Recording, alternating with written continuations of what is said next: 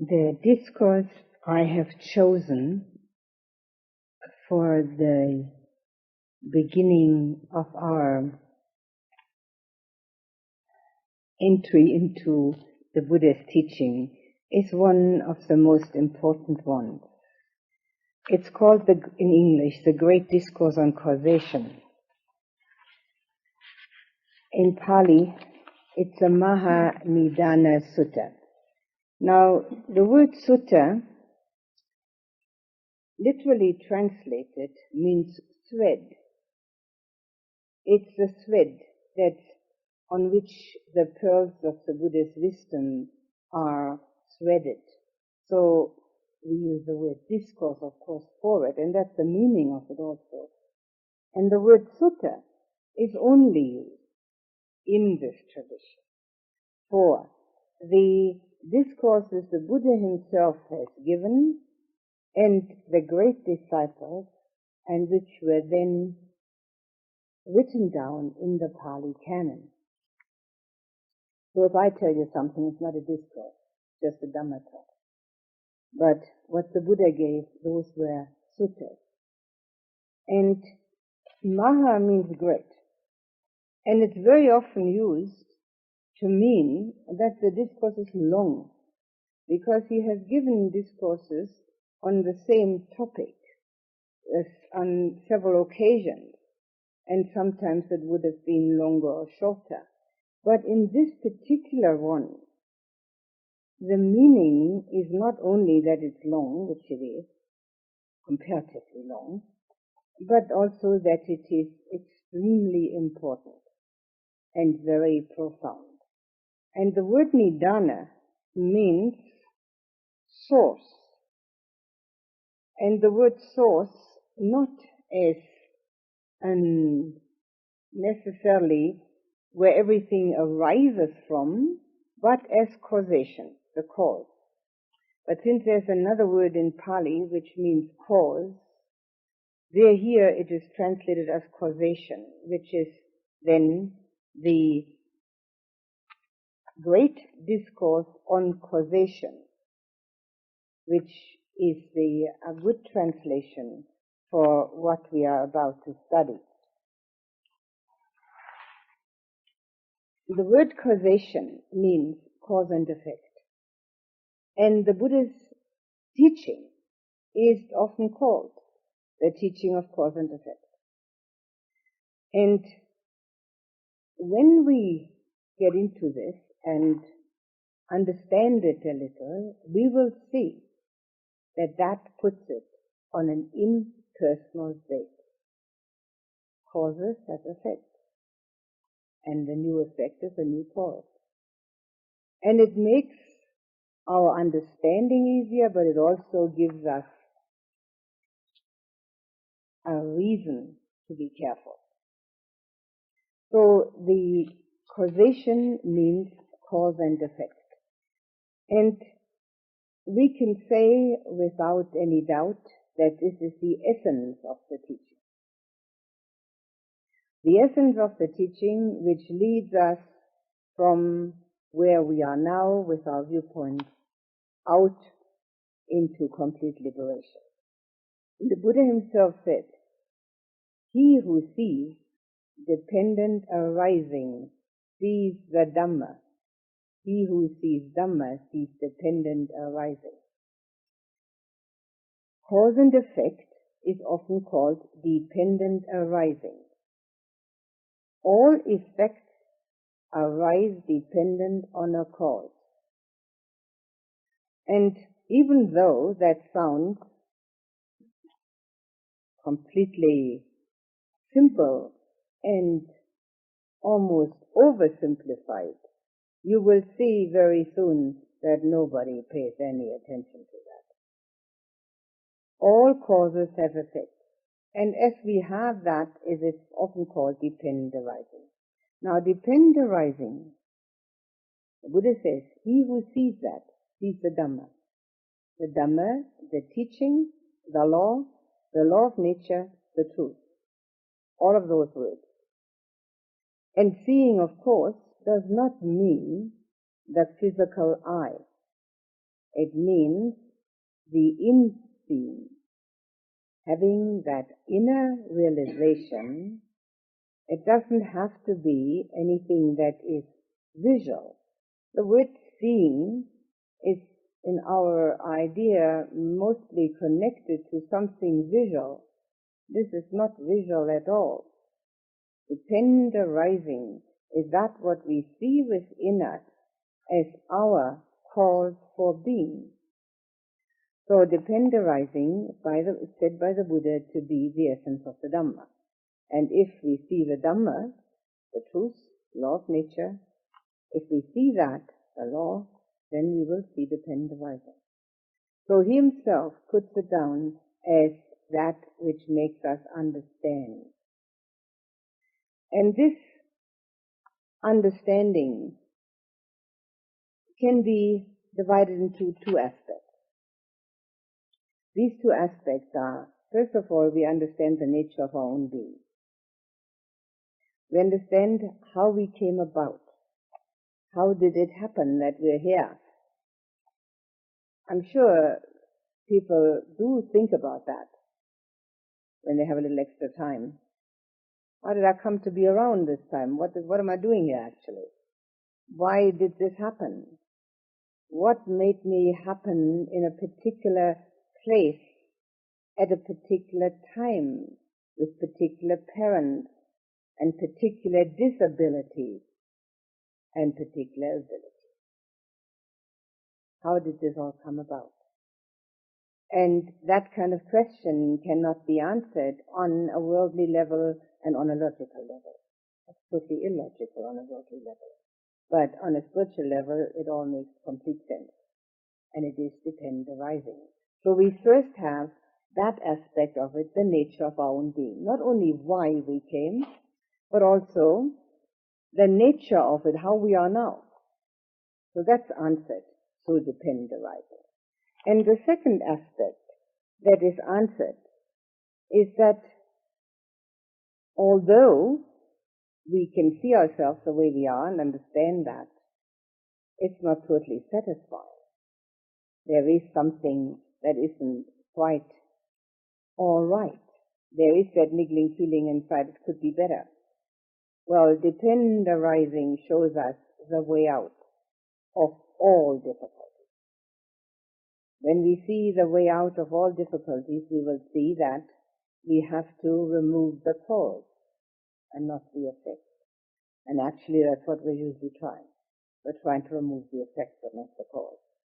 But this will make it quite clear that there's only one thing to do, and that's getting rid of the cause. But because that is of course not only difficult, but totally opposed to worldly thinking, it never occurs to anybody. That's what we have the Buddha's teaching for, that we can actually relate to that. It is also his enlightenment statement. The second and third noble truths actually are that statement of, if we remove the cause, we will have complete freedom. The cause being, second noble truth, is that the cause of all dukkha is craving. Anybody here doesn't know the word dukkha? Everybody knows the word and everybody knows what it feels like too, right? Okay. Now everybody has it, it's universal. So with that craving as our cause for it, there is then a third noble truth which says that if we remove that cause, there is no effect anymore. We don't have any dukkha at all, freedom. So that is the depend arising is an elaboration of those noble truths. Because the noble truths are very, very short statements. They are a short statement that dukkha exists, that it only has one cause, and that's craving, that it is possible to get rid of that craving and thereby have complete cessation of all dukkha, and the fourth noble truth, the Noble Eightfold Path. All of them very short and not elaborated upon at the time of the Buddha's enlightenment statement. But in Dependent Arising, he himself says that he saw dependent arising, and because of that made those statements of the Four Noble Truths. Now we'll get more detail on that as we go along on the Four Noble Truths. One of the things which is extremely important about this teaching of dependent arising is that it points constantly and directly at the ultimate goal of the teaching, at the ultimate goal of the practice, and that is no self. Now, it is a most difficult one to logically latch onto, and therefore I would suggest that one doesn't try, because logically it doesn't make any sense. But from a standpoint of the reality which we can learn to see within ourselves, that there is nothing happening except cause and effect, one can become imbued with that so that the feeling for that arises. Now the goal and the essence of the teaching is to experience no self. No matter how we call it, what kind of names we give it, it means that there is no substance, no individuality, that there are just phenomena.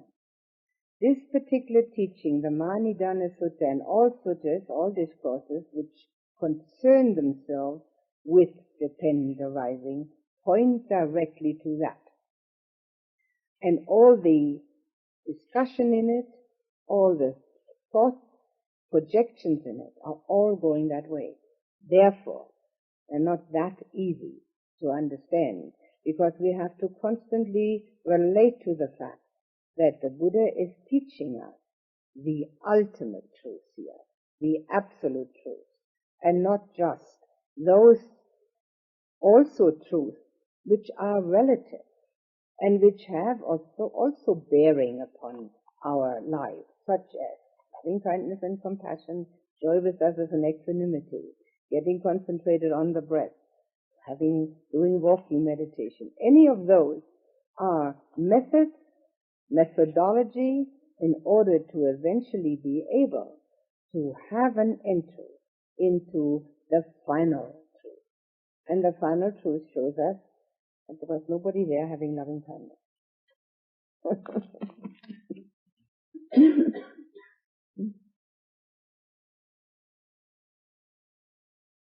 Now, all the suttas on dependent arising concern themselves with cause and effect. This one is the most elaborate one on that subject, and also a little different. But cause and effect is shown to be something specific, not just something happens, something else happens. If there is one thing as a cause that also has one thing as its effect, in other words, there's a complete relationship always. So this is a very important point, because that complete relationship is, for instance, of great importance about birth as a human being. Birth as a human being always has aging and death following. Birth as a human being as a specific condition has specific results. Nobody gets away without it. It is immutable, invariable, and because of that, it's an absolute truth. There's nothing anyone can do about it. So these specific conditions, of course there are specific conditions also for birth, and we'll get into all of those. And every single condition has a specific relationship to its effect. And this is important to know, because otherwise it becomes diffuse. Yeah.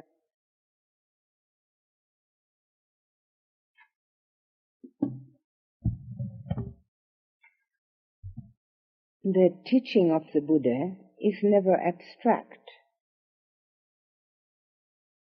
He wanted to help us to get out of all suffering. When he himself saw disease and death and old age and the suffering that that entailed, that was the moment when he became inspired to find the cause and also the final elimination and cessation of dukkha. He had been extremely protected from all unhappiness in his youth, and then it made even a greater impact on him. When he found the way out of dukkha, he taught it, just like all Buddhas do. And we are fortunate today that it's still available to us. Dependerizing is the framework which shows us what is happening to us and how we can be liberated from it. There is a doorway leading out. It shows us our actions and reactions, and it shows us the constant recurrence of unsatisfactoriness.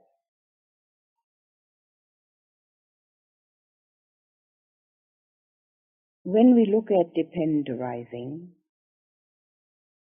we don't really see a beginning. It's actually a beginningless beginning, and it's an interlocking sequence.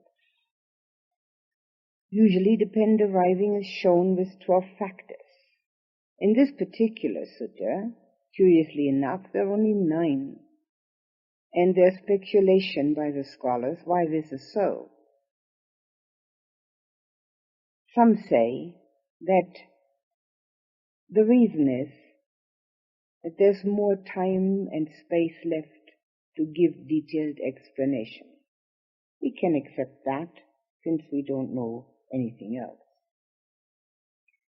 The usual exposition that the Buddha gave, however, contains 12.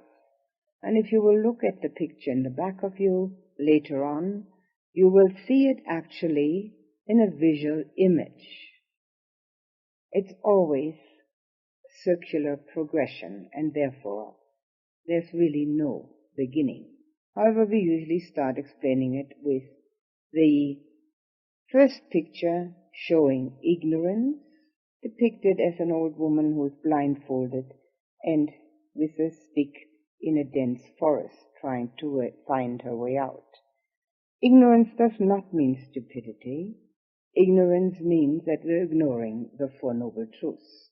The Noble Truths of dukkha, the Noble Truths of the arising of dukkha, which is craving, the Noble Truths of the cessation of dukkha, which is nibbana, and the Noble Truths of the pathway to that cessation, which is the Noble Eightfold Path. We will discuss those in more detail later on. With ignorance as a condition, there are the volitional mental formations, our thought intentions, which make karma, also called karma formation. But they are really our thoughts. And your picture's usually a potter, having nice pots and broken pots next to him, good and bad karma. With intentional mental formations as a condition, we have the effect of rebirth consciousness, which means that within our psyche, the craving to be is embedded since we think of ourselves as an individual. Rebirth consciousness is usually depicted as a monkey hopping from treetop to treetop, rebirth after rebirth. With rebirth consciousness as a condition, there arise mentality and materiality, which is mind and body, usually depicted as a boatman paddling a boat with a prone passenger in it, the boatman being the mind, the passenger being the body, which means the mind is in charge. And we can easily experience that watching the breath. The body is breathing, but the mind is knowing. It can't be any other way. The mind can't breathe and the body know it. In walking meditation, the mind says, start walking or stop walking, and the body obeys that. This is actually a very important point at the first step of insight, knowing that there are two and that one of them is the most important. With mentality and materiality as a condition, the six senses arise. The six senses are usually depicted as a house with 5 windows and a door. The 5 are our senses of seeing, hearing, tasting, touching, smelling, and the doorway, the mind base, our thought projection. With the 6 senses as a condition, feeling, contact arises. The contact of the senses is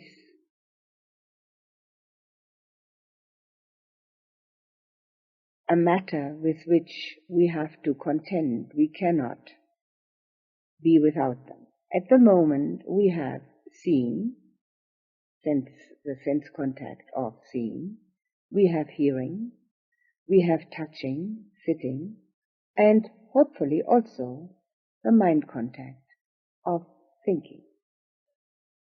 Now it appears as if they all arise simultaneously. They don't. They are so fast that they rise one after the other in juxtaposition, but because it is so quick, it appears to be simultaneous. These sense contacts, any one of them, create feeling.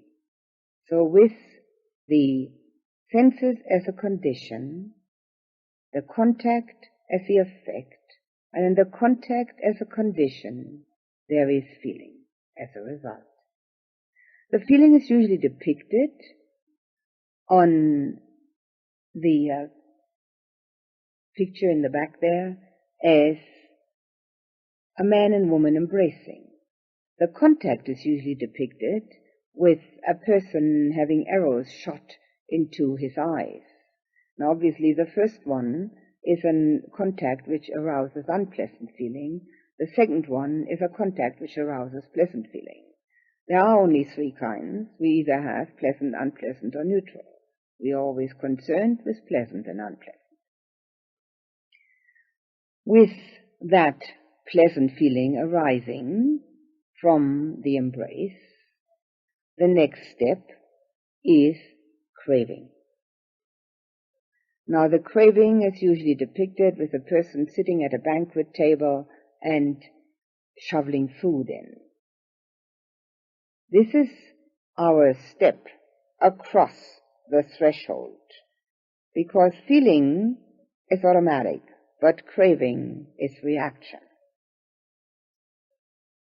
We very often see the 12 factors divided into 3 parts, namely the past life, which concerns our ignorance and our volitional mental formations, the making of karma.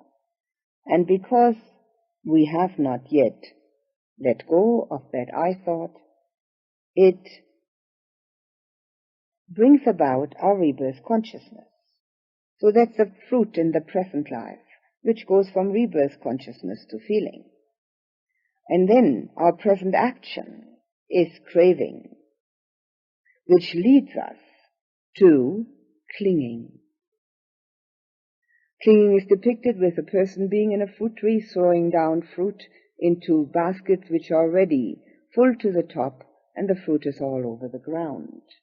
We cling to the pleasantness, we cling to our being, and because of this clinging, there is becoming or existence, which is usually depicted as a pregnant woman. Now, from craving to that spot becoming or existence, it's usually mentioned as being the present life. And then, from that pregnancy arises birth, and from birth there is irrevocably death. So that is then the next life. So we have 3 lives depicted in this sequence of a circle. But we can also say, and quite easily follow, that this is one life. Because with our ignorance we make karma formations, and because of that there's a constant rebirth of the I thought, and it keeps going.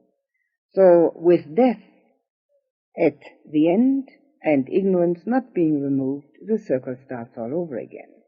The Buddha said that at the end of this exposition, and so arises this whole mass of dukkha. And we need not think that this is only to be divided into 3 parts. It's totally intertwined. And there's a result and then a response, and there's an action and a reaction. And basically, this circular progression is a description of our inner motives. And our basic way of dealing with life is the source of our discontent. And because of that, the Buddha wants to show us the way out of that. One of the important personages in the Pali Canon, next to the Buddha, is Ananda. Ananda was the Buddha's cousin, the same age, and was his attendant for 25 years. This came about when at the age of 55, the Buddha said that he needed a permanent attendant who was reliable. Up to then he'd had several different ones, and none of them had really stayed with him and had been totally reliable. So he put it up to the monks' community to choose one for him, because now he was getting older and needed a little more physical attention. Ananda was chosen. At first he didn't want to accept the job, but then he made 2 conditions. He said that one condition was that he would be able to listen to all the discourses, and should he ever miss one, the Buddha would repeat it to him. And then, if he didn't understand something, he would be allowed to ask as many questions as necessary. And the second condition was that if the Buddha was invited for a meal, he would not pass that invitation on to Ananda. But if Ananda was invited, he could pass it on to the Buddha. These conditions were, of course, accepted by the Buddha, and Ananda put them so that this job he was given would not be construed to be of personal and material benefit to him, but would show quite clearly that he was using it for his spiritual growth. Ananda was totally devoted to the Buddha, and he was present at practically every discourse or heard it later, and because he asked many questions, we find many discourses in the Pali Canon given specifically to Ananda. So we're very fortunate that Ananda was a person who was questioning the wisdom and exposition of the Buddha became a stream enterer during his time with the Buddha, which is only the very first step of enlightenment. And although it makes it possible to understand the teaching much better, it still does not give full penetration. He also had a karmic connection with the Buddha, because the Buddha said that 100,000 lifetimes ago, he had made up his mind to become an attendant of the Buddha, and had worked all through these lifetimes to perfect his purity. He had an excellent memory, was famous for his excellent memory, and when he questioned, he was able to retain the answer. This particular sutta that we're concerned with, the Maha Nidana Sutta, is also an answer to a question by Ananda. And I'll read you the first part. Thus have I heard, which in Pali is Evam Me Sutta. This is Ananda reciting the sutta at the Great Council of Arahants, the first Great Council, which was 3 months after the death of the Buddha. I will talk about that again at another time. On one occasion, the Exalted One was living among the Kurus at the town of the Kurus named Kammasadamma. Then the Venerable Ananda approached the Exalted One, paid homage to him, and sat down to one side. Seated, he said to the Exalted One, "It is wonderful and marvelous, Venerable Sir, how this dependent arising is so deep and appears so deep, yet to myself it seems as clear can be." The Buddha answered, "Do not say so, Ananda. Do not say so, Ananda. This dependent arising is deep, and it appears deep. Because of not understanding and not penetrating this Dhamma, Ananda, this generation has become like a tangled skein, like a knotted ball of thread, like matted rushes and reeds, and does not pass beyond samsara with its plane of misery, unfortunate destinations, and lower realms." The first thing that we learn here is that Ananda makes a statement that it is clear to him, the dependent arising, and the Buddha does not accept that. The Buddha accepts not that statement because it first of all appears to say that the depths of an dependent arising is not as penetrating as he has taught it to be. That Ananda thinks that he can really understand it, although he's only a stream enterer. The word clear in Pali also means shallow. So the Buddha has to refute this statement in order to show again that dependent arising is of the greatest depth. And also because Ananda, not being fully enlightened, could not possibly understand it all. Also, what is interesting is that he talks about this generation as a tangled skein and knotted ball of thread, matted rushes and reeds, not passing beyond samsara, with its plane of misery, unfortunate destinations and lower realms.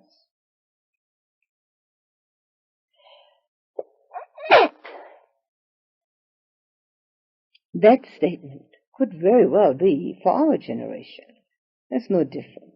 Each generation has that kind of difficulty.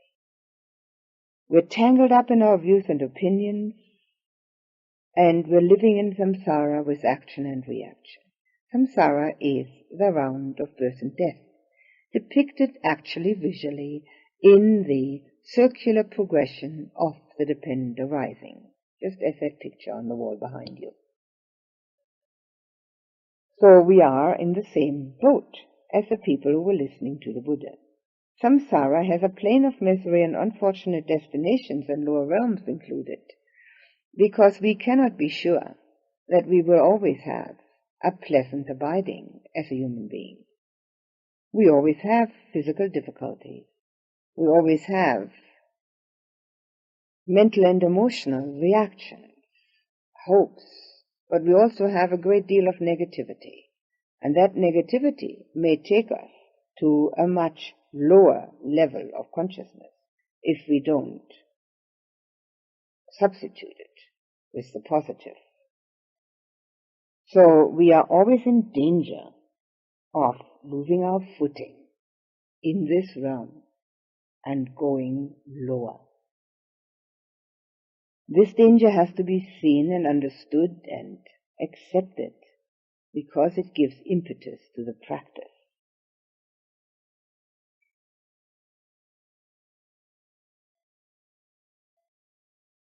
It was a very common occurrence at the time of the reciting of the suttas to give the place and the township and the tribe where the sutta was given in order to help the other monks who were listening to recall the occasion so that they could, if necessary, correct the reciter. So in this case, the Buddha was living among the Kurus, a clan, and he was giving this discourse in a town called Kamasradhamma, which was most likely their main town. And at that time, Ananda approached him. Now, approaching him like this, the Buddha starts the exposition of this whole very central theme, the quintessence of the teaching. This quintessence of the teaching is taught by all Buddhas.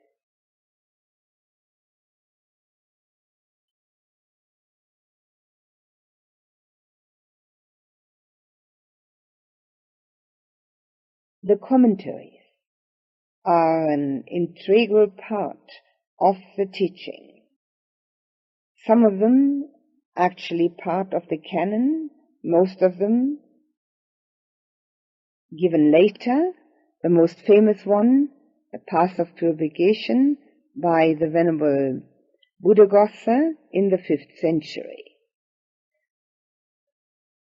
who used the whole of the teaching in order to consolidate it in an exposition of commentarial explanations.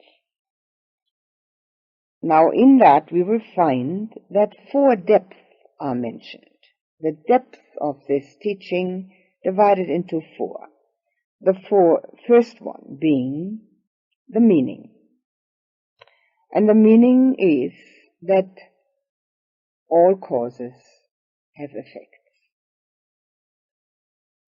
That the effects which we see cannot arise out of nowhere.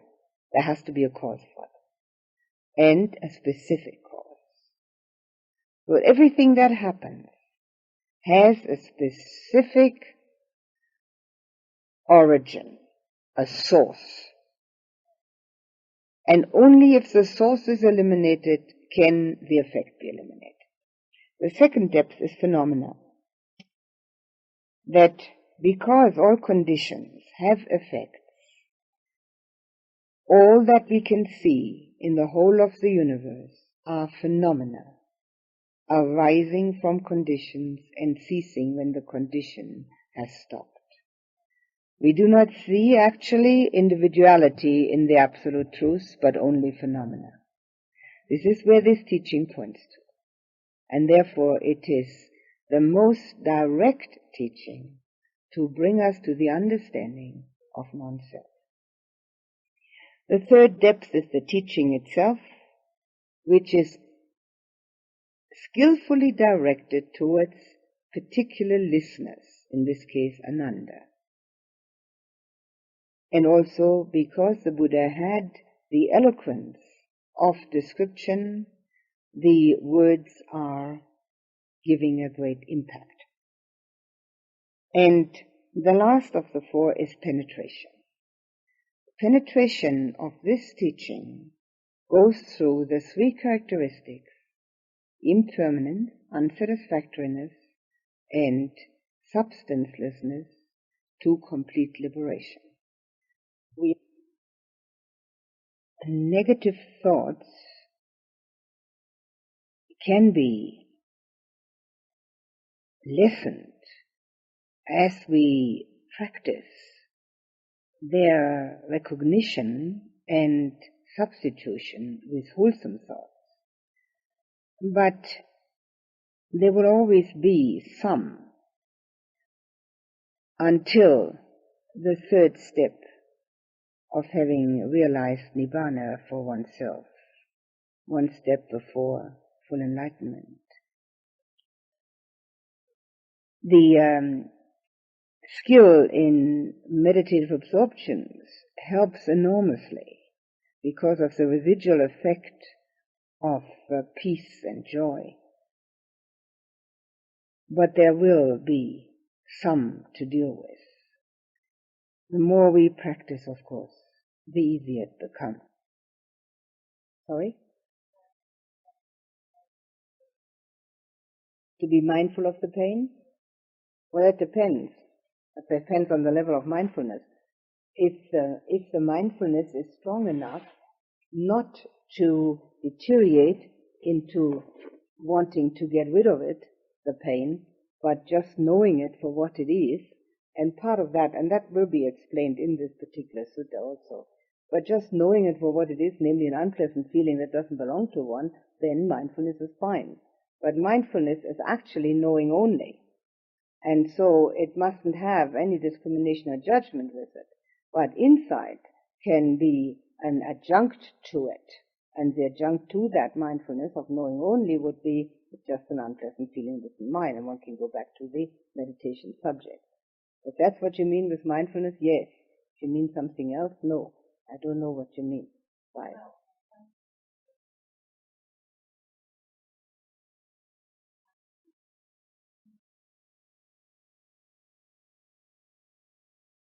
Or just the way I said it.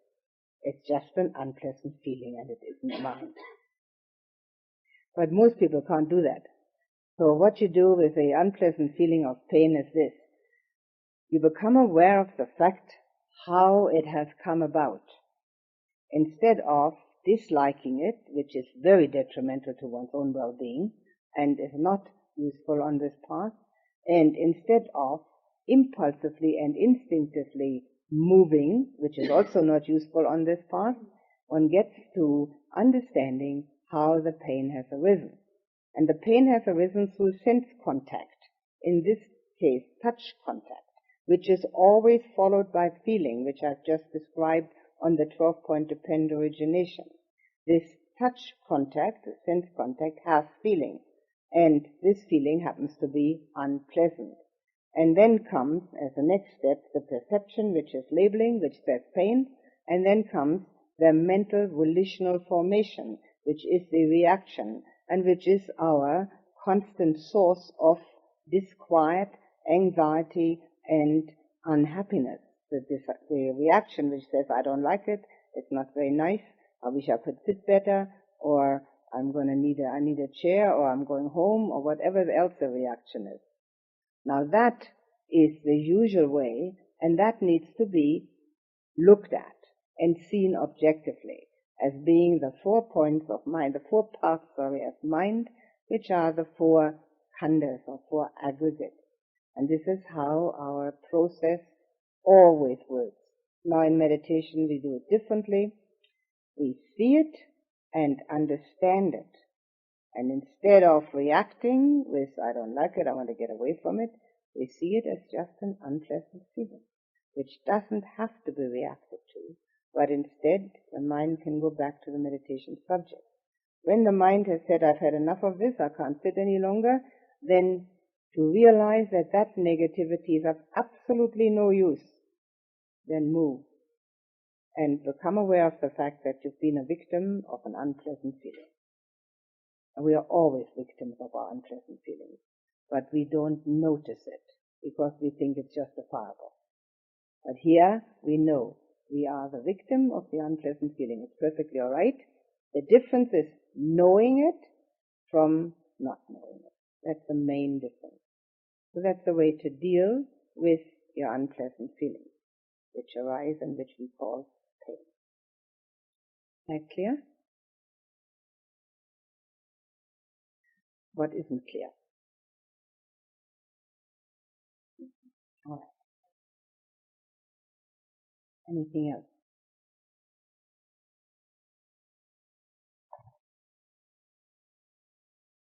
And please put the attention on the breath for just a few moments.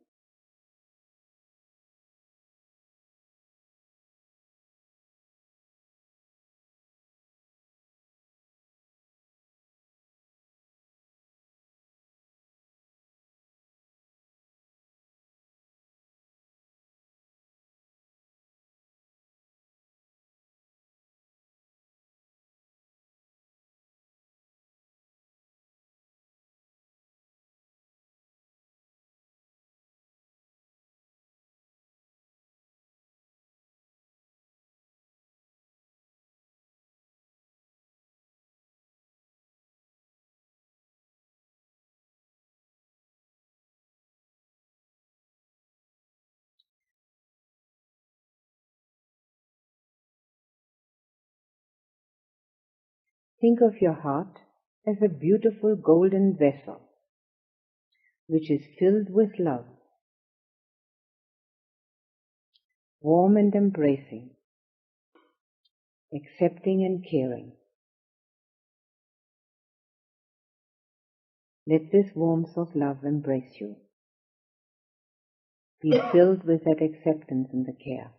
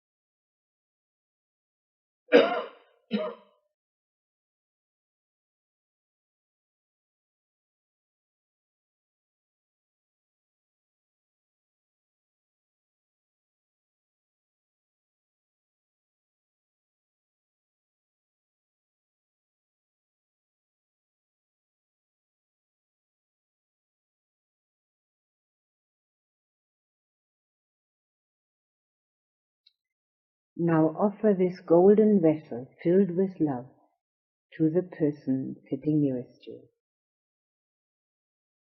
filling him or her with acceptance and care and warmly embracing.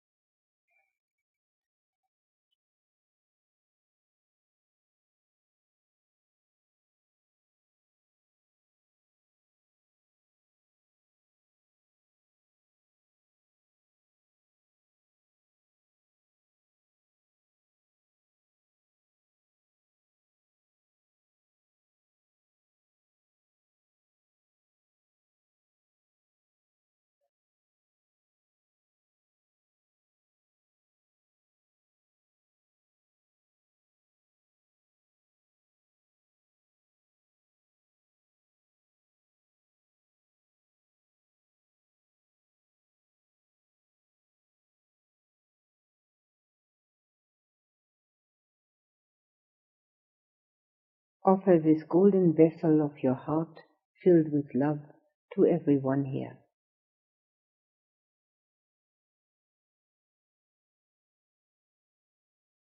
Accepting and caring for everyone. Warmly embracing everyone here.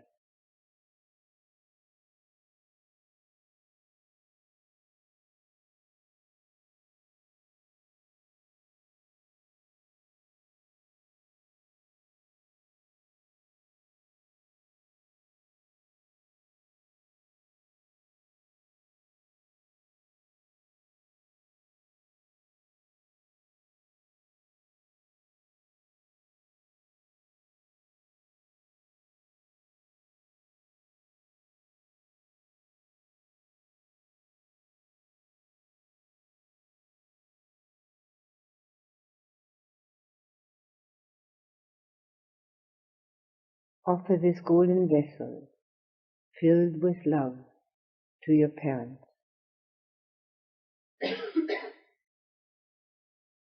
giving them your acceptance and your care, embracing them warmly.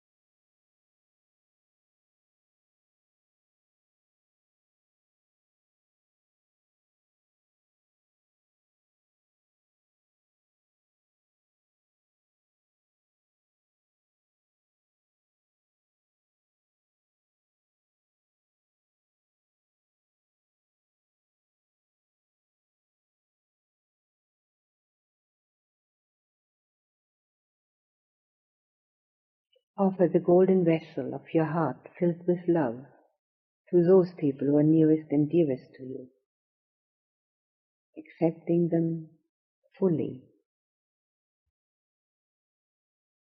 caring for them, embracing them with the warmth of your heart.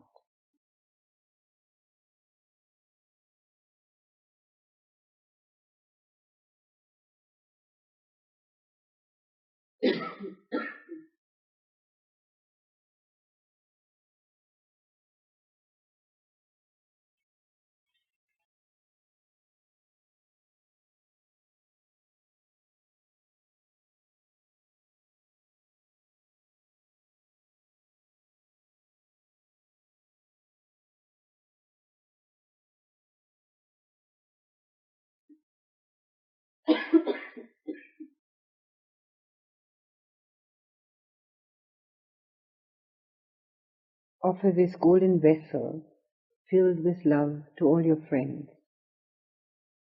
Let them partake of the best that you have to offer.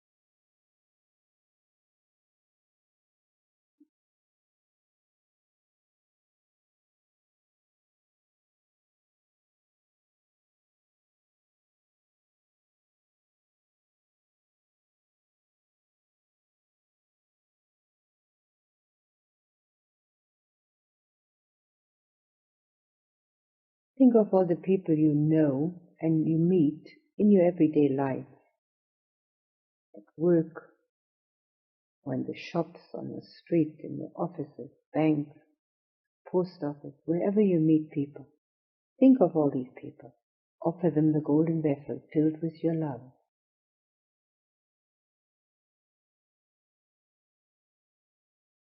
Make them aware of your care and acceptance.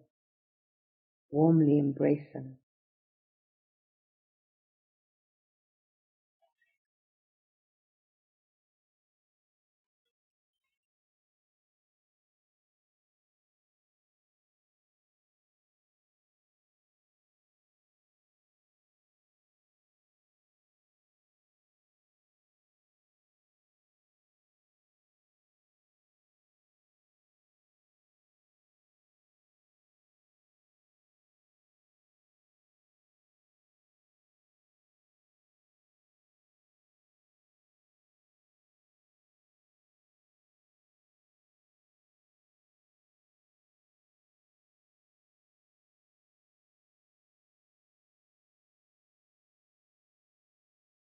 Think of anyone with whom you may have difficulties,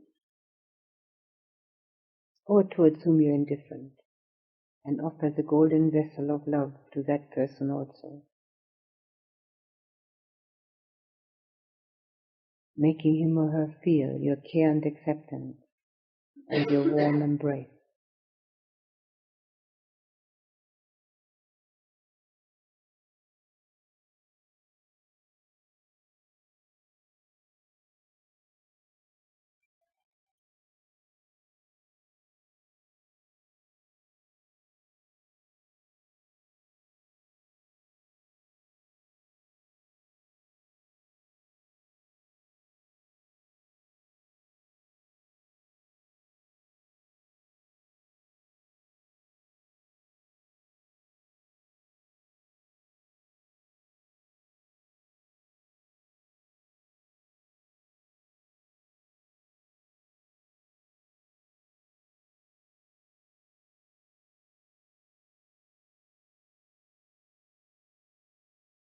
Make the golden vessel of your heart filled with love as large as you can possibly make it, extending it further and further, and then letting as many people enter into it and partake of the warmth of that love, the care and acceptance that they can find there.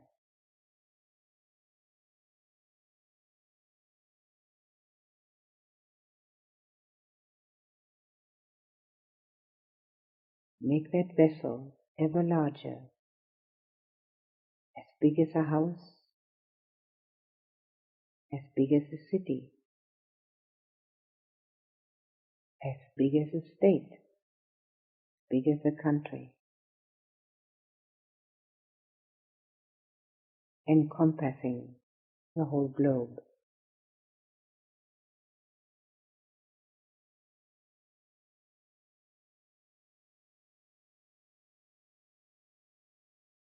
Allowing everyone entrance without discrimination.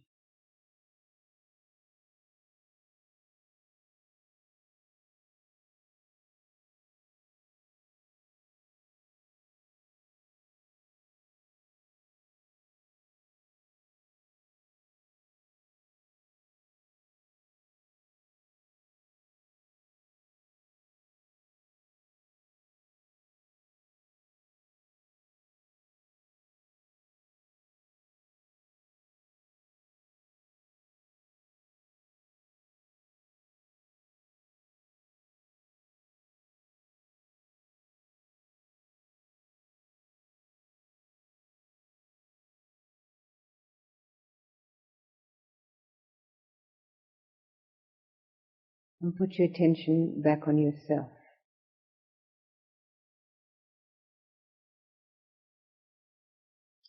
And feel the warmth of your love and the contentment of your acceptance of yourself, filling you from head to toe.